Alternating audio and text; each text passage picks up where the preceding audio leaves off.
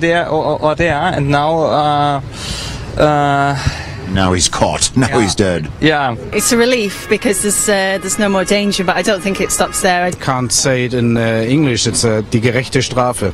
No, it's the justice. Yes. Justice, yeah. Again, relief, unease, and maybe some huge political repercussions after this horrible terror act. Back to you, Greg. Greg Palkot live in Berlin. Greg, thanks. More on this now with Dr. Zahudi Jasser, founder and president of the American Islamic Forum for Democracy and author of the book, A Battle for the Soul of Islam and American Muslim Patriots Fight to Save His Faith. Dr. Jasser, thanks for being here. It's great to be with you, Molly. Thank you. To start things off, this individual, Amir, was someone that was known. He was being watched by authorities, this suspect.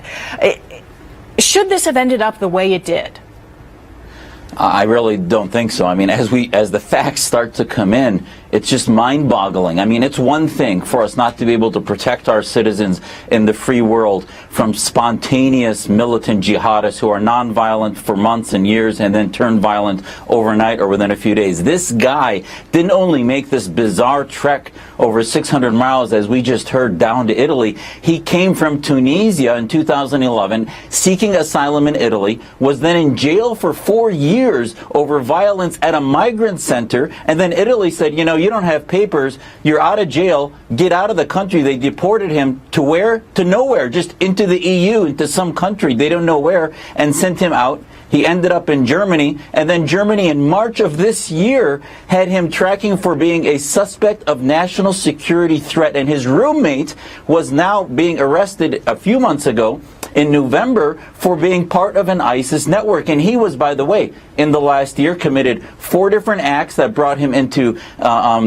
the attention of authorities, be it a drug act, be it violence at a bar, a knife on a bus. I mean, the failure in the German intelligence, the failure in the police system network of sharing information is just mind-boggling. Yeah, unfortunately, dishearteningly, perhaps, we've seen this before. We've seen someone who ends up ultimately committing some sort of act, having been on the radar previously. And in this case, you know, a paperwork snafu changes what could have been so different. So what should be done, particularly in these European nations where they're seeing such an influx of challenges related to Islamic terrorism?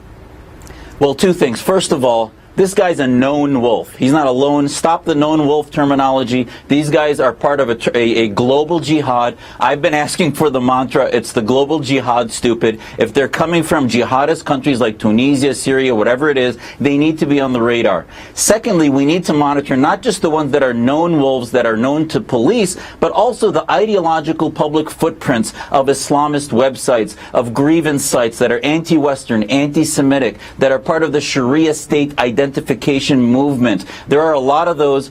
They're not on the radar of security. Why? Because our current axis is about countering violent extremism, and it should be countering violent Islamism and political Islam, which is this allegiance that they have not to Western secular states, but to Islamic states. And by the way, for a guy to seek asylum from Tunisia, that's bizarre. Tunisia is not clamping down on dissidents, etc. I mean, that also, we need to be a little more discerning on this complaints of asylum. Yeah, we know that the majority of refugees flooding into Germany in particular are coming in from Syria at this point in time.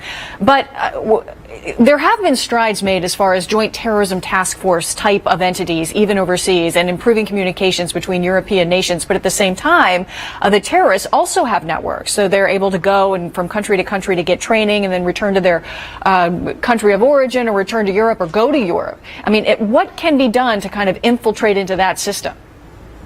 We need to work with reformist Muslims who get it, who know the terminology of jihad, Salafism. The San Bernardino shooters were being educated online at a Huda school, a Pakistani Deobandi type school. These are terms and ideologies that are Sharia state mentality that we need to be monitoring. The fact that he got a weapon when he went into Italy means he probably had some connections, unless he brought that weapon with him 600 miles, which would be bizarre. But the bottom line is his roommate was connected to ISIS ideology.